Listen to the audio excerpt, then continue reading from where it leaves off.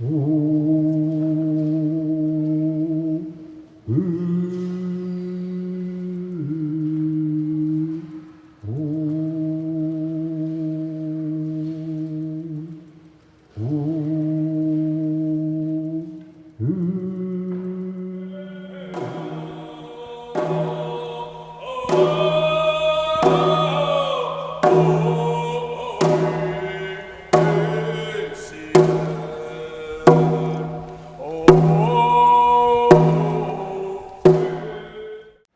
most powerful tool we can give our children, especially our vulnerable children, is proper education so they too can succeed. And that was the reason we worked in a new way in the inner city on how we support all vulnerable kids to attain. Been involved with it because my son is going to the pathways Mondays and Wednesdays, and I am one of the board members that represents strategies for families. It's for families to have their kids graduate to grade 12. Up until a few years ago, 75% of our children were not school ready for kindergarten. Through the collective work of the graduation strategy, we were able to bring together the partners, and we reduced that vulnerability from 75% to 50%. So we have real evidence-based success supporting kids making transitions. You know, there's 4 blankets, so representing the four seasons, the 4 directions. And when we do this kind of work, ladies and gentlemen, we call upon the elders and the ancestors from all 4 directions to come here and to see and watch and to pay attention. I'm glad that they have that program for students that need help, especially for special needs students, because my son's ADHD. He goes to West Coast Alternate School, and he's been behind on his work, so now they got him caught up on his homework and all his work that needs to be done. If it wasn't for that program, I think he would have failed grade 9. Yeah, we Coast Salish people have a lot of different ceremonies for different times and events in a family's life or a child's life. We have honoring ceremonies for when kids first start walking, you know. And so for this particular event, it's very special in that it's not something that's done very often in the urban setting. And we are going to be honoring students that have graduated. Perhaps the biggest challenge we have is getting all the different agencies in the community working together. And so we are working towards that for June 17th to have a signing ceremony to bring all those groups together, working together with vulnerable children and families. So that's the biggest challenge we have, because we're talking about a paradigm shift, a culture shift, and getting people to change how they work and think and operate is a big challenge. Being acknowledged and honored in the community is something I take very greatly.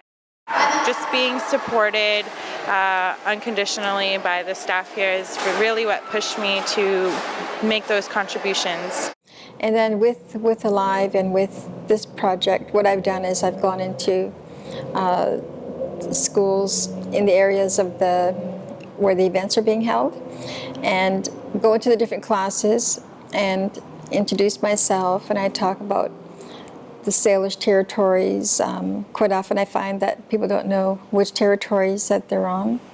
And I talk about the people, I talk about my experience with residential school. And I teach them all the R words, you know, the reservation system, residential school system. But then I end up with talking about resiliency. And I'm happy to be with the parenting strategy graduates, and I enjoy doing what I do. I don't give up on kids. I try to help them as much as I can. So hands go up to each and every one of you. Yeah, kwasai, siyam siyalakwa, siyam siyaya. Really,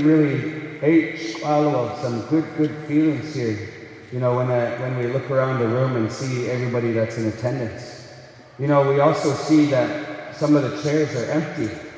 You know, our elders tell us that they're not empty because our ancestors are here with us.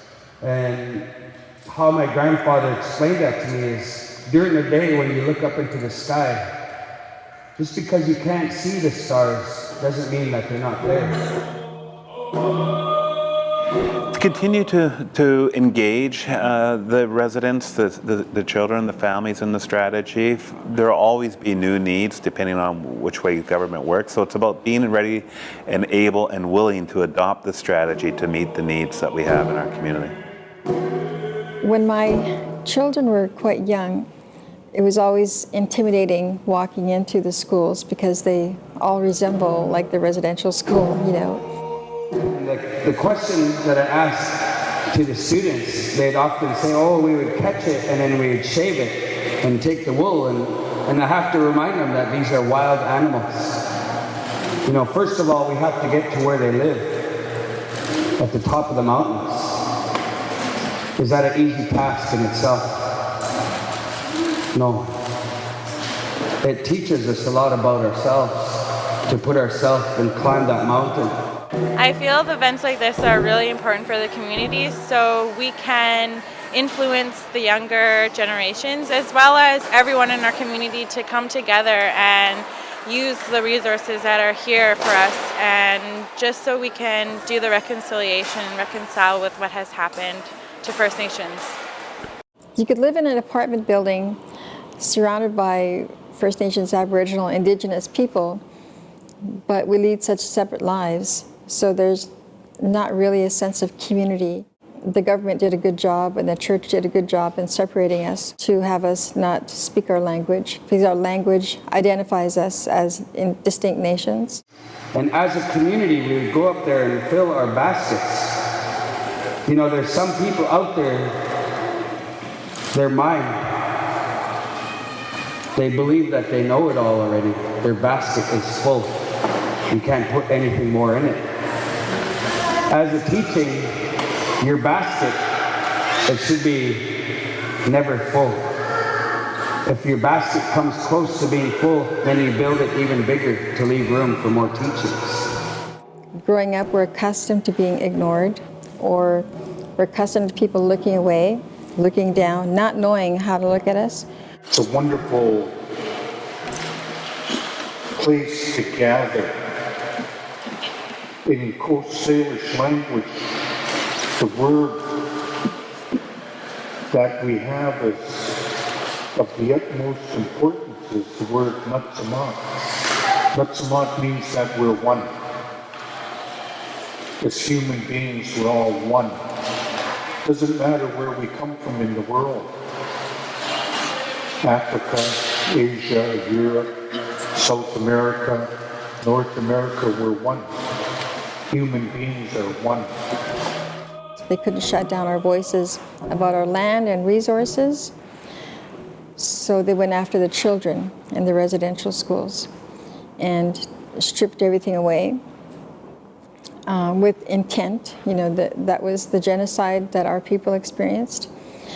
So with the children, I find that that's where I'm going to, you know, in giving our children that power to know that they can talk, that they have a voice.